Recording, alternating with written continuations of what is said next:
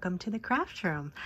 I was in the middle of organizing my Catherine Pooler inks when I was thinking I should just start taking video of this for in the craft room, because this is kind of just one of those random kind of lazy Sunday days that I had some time. I wanted to kind of come down in my craft room, not do a particular project. I'm working on a couple of different things right now, but I was just kind of in the mood to listen to a podcast and clean up a little bit and just kind of get organized. I'm currently listening to a podcast called Sustain This. It's actually not a crafting podcast, but it's one from this woman, Alyssa, who I follow, and she's kind of a fashion blogger. And she has a really great YouTube channel, but then I discovered her podcast that she does it with a couple other women. It's just very interesting. It talks about fashion and just different subjects in fashion, kind of about sustainability with fashion, you know, not overbuying and things like that. So it's just kind of interesting to listen to. I've really been enjoying that. But anyway, so this is kind of what I've been working on down in the craft room. And also I'll talk about some new things that have happened too.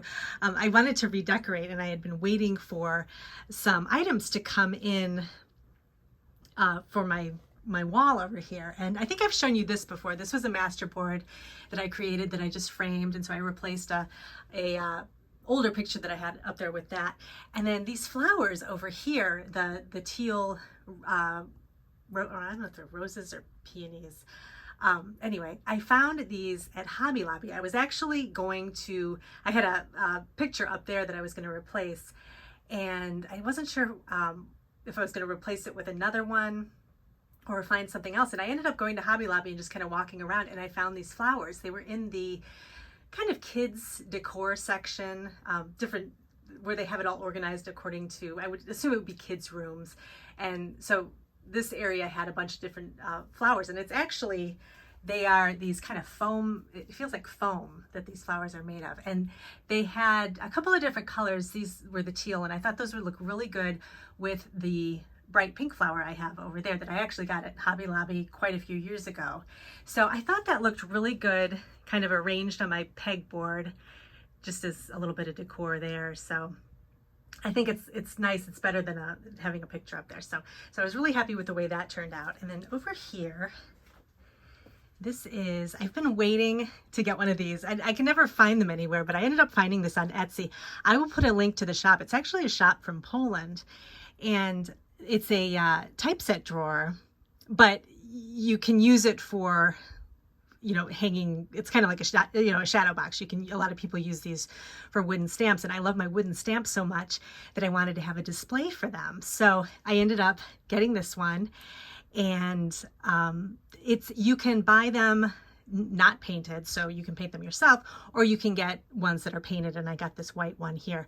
So, and it's really great quality. It's wooden, and the little sections are perfect for putting my stamps. So I just kind of arranged these stamps the way they are now. I left a couple of spaces empty because I thought it looked good, just kind of giving my stamp some breathing room.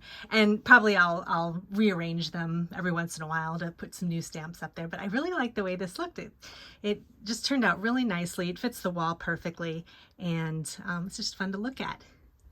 Also, while I was at Hobby Lobby, I ended up finding this letterboard, and I wasn't even going to pick it up, and I thought, what can I use that for? And then I just kept thinking about it, and I went back and I picked it up, and I love it. I love that it's kind of that craft color, and it's in the shape of a heart, and it actually came with a ton of letters to go with it, these plastic letters. So I can put all kinds of things up there, but I wanted to have actually what I had wanted up on my pegboard where the flowers was some kind of a Blue Scallop Creation sign. And then this ended up working out better. So I thought everything kind of came together the way it's supposed to. So that's kind of some new decor in my craft room. I always like to kind of rearrange every once in a while. I hadn't done anything to this wall in quite a while. So I just thought it would be fun to do. And I'm always, for making your craft space, you know, something that you enjoy being in, putting your personal favorite things around you, things that give you inspiration. It's just always nice to have that, because then I think it helps you be more creative too. So So that's everything on that wall. So as I was talking about before, I am currently working on, I'm in the affiliate program for Catherine Pooler Inks. And as part of that, you get some opportunities to create some different projects with some of their products. And so I'm getting ready to create one coming up in a couple weeks. So I'm really excited about that. But I was on their website, or I think it was their, might have been their YouTube channel, or maybe it was like a quick blog post. I think it was a blog post. But they talked about, I love their inks. I've talked about this many times. I love her inks. And she was talking about how how you can arrange your inks according to the color wheel. And on the website, they have this color wheel that corresponds with their different inks. And this has always been really helpful to me. So what I'm in the process of doing right now is kind of rearranging the inks according to the color wheel so that I can find them easier. And I don't know why I never thought of this, but this actually does make it easier to find the inks that I need. I had them organized by their little packaging they came in, but that actually is not as helpful because if you need a red, you want to get the right color red. So it's nice to have everything kind of in color wheel order. So I'm just in the process of doing that. I think I'm up to the yellows right now. So I'm using my color wheel to kind of guide me a little bit. And I actually just purchased some of her neutral inks because I didn't have any of those. And what I've been liking is just getting the mini inks because I think they're more cost effective, at least for me, because I use other types of inks too. But mainly this is kind of what I've been concentrating on is the Catherine Pooler, but I like to have a lot of different colors. So I thought the mini inks are good as far as, storage and things like that. So I've also purchased the refills to go with it so I can always refill. And then over time, if I decide I want to kind of transition into the larger ink pads, I can. But she actually sells all of her ink colors in a mini form and the larger form. So, whatever you prefer in your craft room, that's an option too. So I'm working on that right now while I'm listening to the podcast. I recently did a video on my recent Taperology haul, and I'm getting ready to put all this stuff away too. So I can put a link below if you want to take a look at more in depth of the things that I got. I'm really excited to work with these products though, because they're brighter colors, and I've got a few projects I'm working on as far as journals, and these are definitely going to fit into those. So that's what's happening on my desk here. And then let's take you over here. So this is my scrapbooking desk. And I don't know if you had watched a previous video, I forget which one it was. I'm working on a journal right now.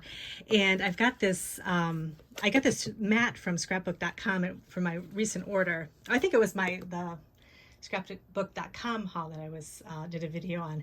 But anyway, I had gotten this free mat with it. And I'm finding it's so useful to have on my craft table to hold kind of like brushes and things that have glue on them, because you can easily wipe the mat off and it doesn't get all over your desk. And I have this glass mat over here that also wipes clean, but I use the glass mat sometimes to do my actual gluing.